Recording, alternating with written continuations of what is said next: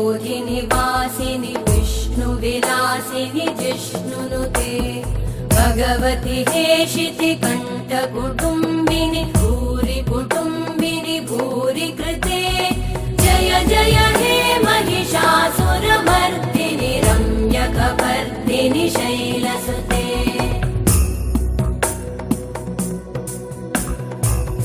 सुरवरवर्षिणि दुर्धरधर्षिणि दुर्मुखमर्षिणि हर्षरते त्रिभुवनपोषिणि शङ्करतोषिणि कल्मषमोषिणि घोषरते धनुजनिरोषिणि दिदिसुतरोषिणि दुर्मदशोषिणि सिन्धुसुते जय जय हे महिषासुरमर्दिनि रम्यकपर्दिनि शैलसुते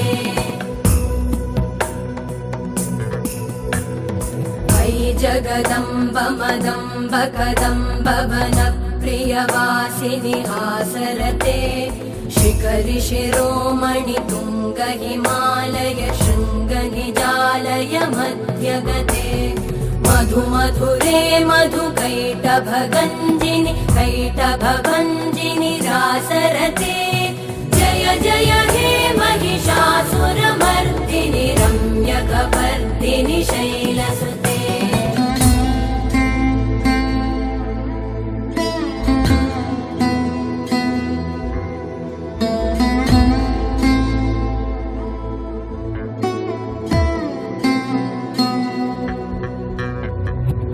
शतखण्ड विखण्डित रुण्ड वितुण्डित शुण्ड गजाधिपते रिपुगज गण्ड विदारण चण्ड पराक्रम शुण्ड मृगाधिपते निज भुज दण्ड निपातित खण्ड विपातित मुण्ड भटाधिपते जय जय हे महिषासुरमर्दिनि रम्यकपर्दिनि शैलसुते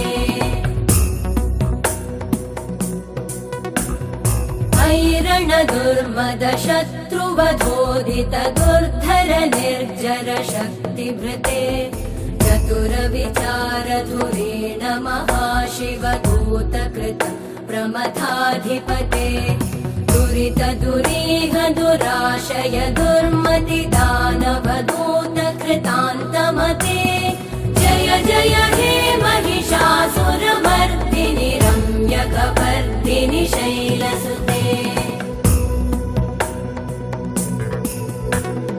मयि शरणागत वैरिवधूवर वीरभराभयदायकरे त्रिभुवनमस्तक शूलविरोधि शिरोधि कृतामलशूलकरे दुमि दुमि तामर दुन्दुभिनाद महोमुखरीकृतते मकरे जय जय हे महिषासुरमर्दिनि रम्यकपर्दिनि शैलसुते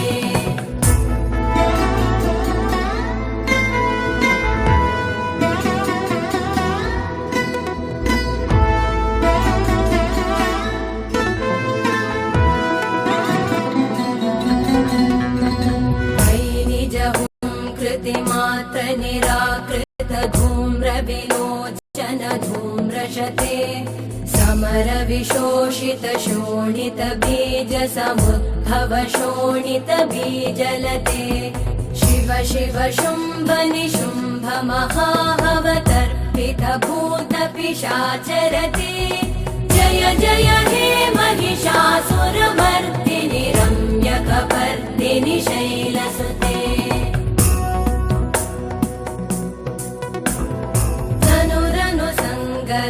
क्षण संग परिस्फुरदङ्गनटत्कटके कनकपिशङ्ग पृषत्कनिशङ्ग रसत्कट शृङ्गहतावटुके कृतचतुरङ्ग बलक्षितिरङ्ग घटत् बहुरङ्गरटत्पटुके जय जय हे महिषासुरमर्दिनि रम्यकपर्दिनि शैलसुते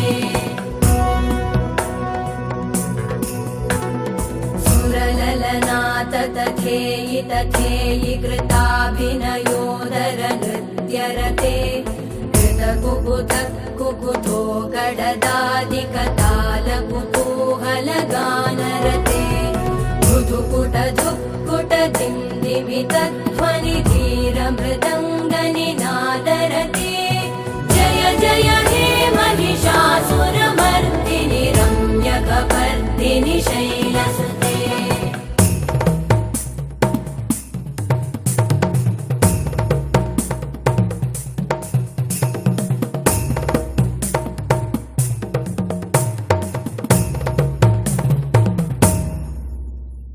जय जय जप्य जये जय शब्द परस्तुति तत्पर विश्वनुते भण भण भिञ्जिमि भृङ्कृतनूपुर सिञ्चित मोहित भूतपते नटित नटार्ध नटी नटनायक नाटित नाट्य सुगानरते जय जय हे महिषासुरमर्दिनि रम्यकपर्दिनि शैलसुते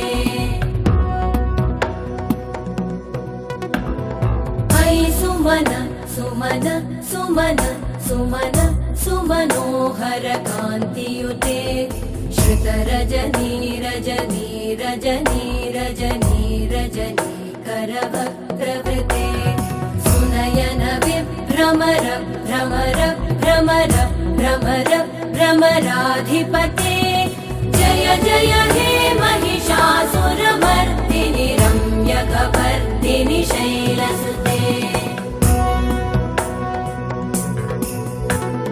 सहित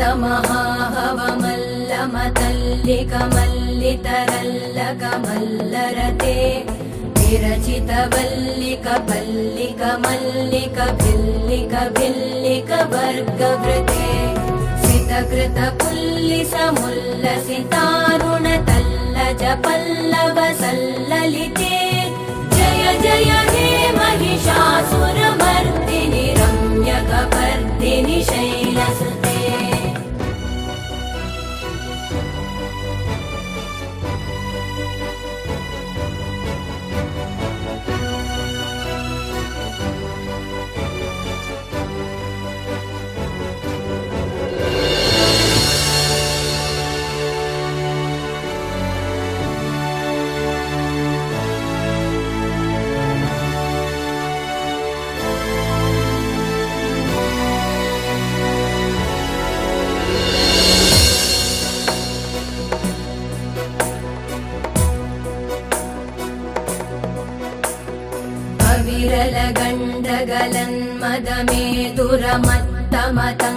विरलगण्डगलन्मदमेदुरमत्तमतङ्गजराजपते त्रिभुवनभूषण भूतकलानिधिरूपपयोनिधिराजसुते अयि सुदती जनलालसमानसमोहन मन्मथराजसुते जय जय हे महिषासुरमर्दिनि रम्यकपर्दिनि शैलसुते कमलदलामल कोमल कान्ति कलाकलितामल भाललते सकल विलास कला निलय क्रम केलिचल कलहंसकुले अलिकुल संकुल कुवलय मण्डल मौलिमिलत् भकुलालिकुले जय जय हे महिषासुरमर्दिनि रम्यकपर्दिनि शैलसुते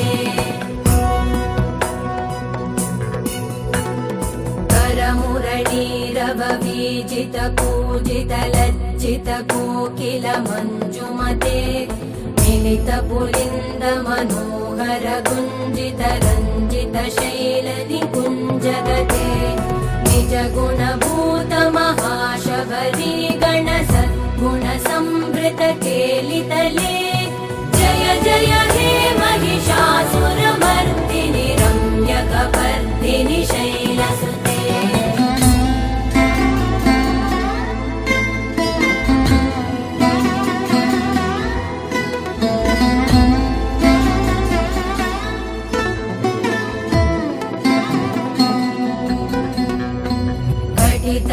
तटपीतदुकूल विचित्रमयूख तिरस्कृत चन्द्ररुचे प्रणत सुरा सुरमौलिमणिस्फुरतं शूलसन्नखचन्द्ररुचे जितकनकाचलमौलिपदोर्जितनिर्भरकुञ्जरकुम्भकुचे. ஆன்மீக அருளாளர்களே, எல்லாம் வல்ல அருட்சக்தி மாரியம்மனாக விளங்குகின்ற மகா மாரியாக விளங்கும் நமது மகாசக்தி சீதலாதேவி திருக்கோவிலிலே நடைபெறுகின்ற சித்ரா பௌர்ணமி திருவிழா என்றென்றும் நம் நினைவில் இருப்பது மட்டும் அல்லாது அருளை வழங்குகின்ற இந்த திருத்தலத்திலே நடைபெறுகின்ற ஒரு புனித திருவிழா என்று சொல்ல வேண்டும். மற்ற அனைத்து ஊர்களிலும் எல்லா திருக்கோயில்களிலும் சித்ரா பௌர்ணமி திருவிழா என்பது இந்த முழுநிலவு திருநாளிலே மிக சிறப்பான முறையிலே அந்த ஆலயத்தில் இருக்கக்கூடிய இறைவன் இறைவிக்கு அபிஷேக ஆராதனைகளும் வழிபாடுகளும் நடைபெறும். ஆனால் நம் ஆலயத்தினுடைய திருக்கோவிலினுடைய சிறப்பு என்ன என்று சொன்னால், குருவருளும் திருவருளும் ஒருங்கு சேரப்பெறுகின்ற ஒரு அருட்சக்தி ஆலயமாகும். இந்த ஆலயத்திற்கு தொடர்ந்து வருகின்றவர்களுக்கெல்லாம் நன்கு தெரியும், நம்முடைய மனக்கவலைகளை எல்லாம் மாற்றுகின்ற அருட்சக்தியாக அம்பிகை விளங்கினாலும் வள்ளுவர் பெருந்தகை சொல்லுவாரே, மனக்கவலை மாற்றல் அரிது என்று சொன்னார். ஆனால் அந்த மனக்கவலை போக்கும் மாமணியாக மாதேவியாக மகாசக்தியாக விளங்குகின்ற இந்த சீதலா பரமேஸ்வரி திருக்கோவிலிலே முதலிலே தரிசனம் செய்வது என்ன என்று சொன்னால், குருவருளை பெறுகின்ற சீதலா பட்டாரைத்தான். நமது ராகவன் குருஜி அவர்களை அனுதினமும் எல்லோரும் சந்தித்து எளிமையான முறையிலே தான் துறவி என்கின்ற மாதிரி இல்லாமல் தான் எளிய தெய்வமாக இருந்து வேண்டுவோர்க்கு வேண்டுகின்ற வரங்களை எல்லாம் தன்னுடைய அருள்வாக்கினாலே சொல்லுகின்ற சிறப்பு அம்சமாக இந்த ஆலயத்திலே ஒவ்வொரு பௌர்ணமி என்றும் நடைபெறுவது மட்டும் அல்லாது தினந்தோறுமே நடைபெறுகின்ற ஒரு திருவிழாவாக அவரவர்கள் தன்னுடைய ஆலயத்திற்கு வந்த உடனேயே நேரடியாக குரு பீடத்திற்கு சென்று குருவை தரிசித்து தன்னுடைய மனக்குறைகளை எல்லாம் அவரிடத்திலே மனம் விட்டு பேசி பிறகு அவர் திருக்கரங்களால் அந்த ஒரு குங்கும பிரசாதத்தையும் அந்த ஒரு முடி கயிறையும் அவர் அற்புதமாக எழுதி தருகின்ற மந்திரத்தையும் பெற்றுக்கொண்டு உடனடியாக ஆலயத்திற்கு வருகை தந்து அம்பிகையும் தரிசனம் செய்கிறார்கள். ஆகவே இந்த திரு ஆலயத்தினுடைய சிறப்பு என்ன என்று சொன்னால், குருவருளையும் திருவருளையும் ஒருங்கே பெறுதல் என்று சொன்னோம். அத்தகைய புனித திருக்கோயிலாக விளங்குகின்ற இந்த ஆலயம் 13ஆம் ஆண்டினுடைய சித்ரா பௌர்ணமி திருவிழா. இந்த திருநாளில் தான் அம்பிகை நாக வடிவில் சர்வரூபமாக காட்சியளித்த இந்த புனித திருநாள். இந்த திருநாளை மிக சிறப்பான முறையிலே எல்லோருக்கும் அருள் நாட் விழாவாக கொண்டாட வேண்டும் என்று நமது சுவாமிஜி அவர்கள் முடிவெடுத்து எல்லா பக்தர்களையும் ஒருங்கு திரட்டி மிக சிறப்பான முறையிலே இந்த ஆலயத்திலே சித்ரா பௌர்ணமி விழாவினை ஆண்டுதோறும் நடத்தி கொண்டிருக்கிறார்கள். அந்த திருவிழாவுடைய தொடக்க விழா நமது வணக்கத்திற்குரிய குருஜி அவர்கள் வருகை தர இன்னும் சில மணித்துளிகளிலே நிகழ்ச்சியானது துவங்க இருக்கின்றது. முதல் நிகழ்ச்சியாக இந்த ஆலயத்திலே இந்த திடீரென்று மாமா ஒரு நாள் நம்மிடத்திலே அழைத்து கூறினார், ஒரு கருத்தரங்கம் அமைத்து விடு, பட்டிமன்றம் இல்ல கருத்தரங்கம் இல்ல வழக்காடு மன்றம் ஏதாவது அவருக்கு திடீரென்று ஒன்று சொல்லுவார், அந்த நிகழ்ச்சிப்படியே அமைத்து விடுவோம். இந்த தடவை அவர் சொன்னது கருத்தரங்கம். ஏன்னு சொன்னால், ஒரு வழக்காடு மன்றத்திலும் பட்டிமன்றத்திலேயும் ஏதோ ஒரு கருத்தினை வைத்துக் கொண்டு அது ஏதோ அவளுக்கு நிறைவாக இல்லாதது போது இந்த அம்பிகையினுடைய திருக்கோயிலிலே இந்த இரண்டிற்கும் பதிலாக கருத்தரங்கமாக இருந்தால் சிறப்பாக இருக்கும் என்று சொன்னார். ஆகவே இந்த கருத்தரங்கிற்கு நல்ல தலைமையில் ஏற்க வேண்டும் என்று யோசித்து பார்த்தபோது எங்களுக்கெல்லாம் மிகச் சிறந்த வழிகாட்டியாக விளங்குகின்ற ஹரநம பார்வதி பதையே அரஹர மகாதேவா தென்னாடுடைய சிவனே போற்றி, எந்நாட்டவர்க்கும் இறைவா போற்றி, மகாமாரி மகாசக்தி சீதளாம்பிகை திருவடி போற்றி, மலரடி போற்றி போற்றி. ஆன்மீக அருளாளர்களே, அருட்குருவாய் இருந்து நமக்கெல்லாம் தோன்றா துணையாக இருந்து அருள் பாலிக்கக்கூடிய நமது சீதலா பட்டாரருடைய திருவருள் கூட்டுவிக்க அவருடைய முன்னிலையிலே இன்றைய மாலை நிகழ்வாக கருத்தரங்கம் நிகழ்ச்சியானது இப்பொழுது நிகழ உள்ளது. முதல் நிகழ்ச்சியாக எந்த ஒரு செயலை தொடங்கினாலும் இறைவனை வழிபட்டு தொடங்குதல் என்பது மரபாக இருப்பதனாலே சில நிகழ்ச்சிகளில் எல்லாம் குத்துவிளக்கு ஏற்றி தொடங்கி வைப்பார்கள். நம்முடைய நிகழ்ச்சிகள் எல்லாம் வல்ல பரம்பொருளை எங்கும் நிறைக்கக்கூடிய பரம்பொருளை, எத்தனை கோடி இன்பம் வைத்தாய் இறைவா என்ற அந்த இறைவனை இப்பொழுது அருமையாக தேனிசை பாடல் நிகழ்ச்சியாக நமது அன்பிற்குரிய நமது சீதலா பட்டாரகரை கேட்டவுடனேயே வைஷாலி என்கின்ற ஒரு அன்பு செல்வத்தை உடனடியாக பாடு என்று ஒரு அழைப்பு சொன்னார். குருவர்களை தட்ட முடியாமல் அந்த மாணவியும் உடனடியாக ஏற்றுக்கொண்டு இப்பொழுது முதல் நிகழ்வாக இந்த மேடையிலே இப்பொழுது வைஷாலி அவருடைய இறை வணக்கம் தொடங்குகிறது. அதனைத் தொடர்ந்து கருத்தரங்கமானது நமது சீதலா பட்டார்கள் முன்னிலையில் நிகழும் என்று தகவலை தெரிவித்துக் கொண்டு அனைவரும் எழுந்து நிற்குமாறு அன்போடு கேட்டுக்கொள்கிறோம். இறை வணக்கம். विघ्नेश्वरा विनायका विश्वधारा नमोस्तुते नमोस्तुते नमोस्तुते विश्वधारा नमोस्तुते विश्वधारा नमोस्तुते सुरमुनिवन्दित विनायका भवभयनाशा विनायका शरणं चरणं विनायका चरणं चरणं विनायका विश्वधारा नमोस्तुते विघ्नेश्वरा विनायका विश्वधारा नमोस्तुते. நமது அன்பு வேண்டுகோளுக்கு இணங்கி இந்த கருத்தரங்க நிகழ்ச்சி தலைமை ஏற்று நடத்த வருகை தந்திருக்கக்கூடிய ஜெயா டிவி புகழும் காஞ்சி காமகோடி பீடத்தினுடைய ஆஸ்தான வித்வானாக வழங்கக்கூடிய திருப்புகழ் திலகம் திருப்புகழ் செல்வர் என்பது எல்லோராலும் பாராட்டப்படுகின்ற அன்போடு அழைக்கப்படுகின்ற வணக்கத்திற்குரிய முத்துகிருஷ்ணன் அவர்களை வேலைக்கு அன்போடு வருமாறு அழைத்துக்கிறோம். யாதுமாகி நின்றாய் என்கின்ற தலைப்பு. அந்த யாதுமாகி நிற்கக்கூடிய யாராக இருக்க முடியும்? சீதலாதேவியாகத்தான் இருக்க முடியும், வேறு யாரும் இருக்க முடியாது. அப்படி எல்லா பொருள்களிலும் நீக்கமர நிறைந்திருக்கக்கூடிய பரம்பொருளை அவரவர்கள் கோணத்திலேயே அவர்கள் பேசுவதற்காக 4 பேச்சாளர்களை அமைத்திருக்கின்றோம். முதல் தரமான பேச்சு என்று சொன்னால், இப்பெல்லாம் அட்சய திருதியை தங்கம் தங்கம் தங்கம் என்று தங்கத்தை மீது ஒரு மோகமாக அலைந்து கொண்டிருப்பது போல இந்த முதல் நிகழ்ச்சி தங்கமான பேச்சாக அமைய வேண்டும் என்று நாங்கள் விரும்பிய பொழுது அம்பிகை சொன்ன உத்தரவு நமது மாமா உடனே சொன்னார். எங்கள் பகுதியில் இருக்கக்கூடிய ஒரு திருமதி தங்கம் அவர்கள் இருக்கிறார்கள், அவர்கள் மங்கையர் மர பணியாற்றுகிறார்கள், ஆகவே அவர்களை முதல் நிகழ்ச்சியாக போடுங்கள் என்று சொன்னார். ஆகவே மேடைக்கு தங்கம் அவர்களை மேடைக்கு அன்போடு அழைக்கின்றோம். கவிஞர் சுவாமிநாதன் அவர்களை நீங்கள் பார்த்திருப்பீர்களோ இல்லையோ, ஆனால் அவருடைய அந்தாதியை கட்டாயம் படித்திருப்பீர்கள். அம்பிகை பாமாலை சூட்டிக்கொள்ள வேண்டும் என்று நினைத்த பொழுது பிறகு எத்தனையோ கவிஞர்கள் பாடிவிட்டார்கள் பாமாலையை.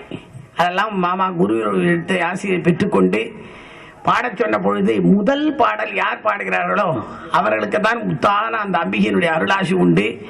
இவரை பொற்குழி கவிஞர் என்று அறிப்பார்கள். ஏனென்றால் அந்த பாடலை கேட்ட உடனேயே தினந்தோறும் இவர் எழுதுகின்ற பாடல் வரியை மாமா நினைவோடு சொல்லுவார்கள். இன்று கிளியே என்று முடித்திருக்கிறாயா என்று கேட்டபொழுது இவர் ஆமாம், நேற்று பாடலே கிளியே என்று முடித்தேன் என்று சொன்ன உடனே ஆச்சரியமாக இருக்கும். இருவருக்குமாக ஒரு சம்பாஷணை. அப்போது மிக விரைவில் ஒரு 40 தினங்களுக்குள் 100 பாடல்களை பாடி இந்த அம்பிகை அந்தாதியை சூடிக்கொண்டால் அந்த அந்தாதிக்கு பெயர் சீதலாதேவி அருள் அந்தாதி என்று பெயர் சூட்டினோம். என அருளை பொழிகின்ற அந்தாதி நினைத்த மாத்திரத்திலே பாராயணம் செய்வதற்கு இதற்கு அற்புதமாக ஒலி நாடாக ஒலி பேழையாக வந்திருக்கிறது. ஆகவே கவிஞர் அவர்களை பார்க்கவில்லை என்று சொன்னாலும் கவிஞருக்கு பேசுவதற்கு என்று சொன்னால் கொஞ்சம் யோசிப்பார். எப்பொழுதுமே என்னை எழுத சொல்லுங்கள், எழுதிவிடுகிறேன், பேசுவது என்பது சிரமம் சொன்னார். அவரிடத்திலே சொன்னேன், யாதுமாகி நின்றாய் என்ற ஒரு தலைப்பு தான் பொதுவாக கொடுத்திருக்கிறோம்.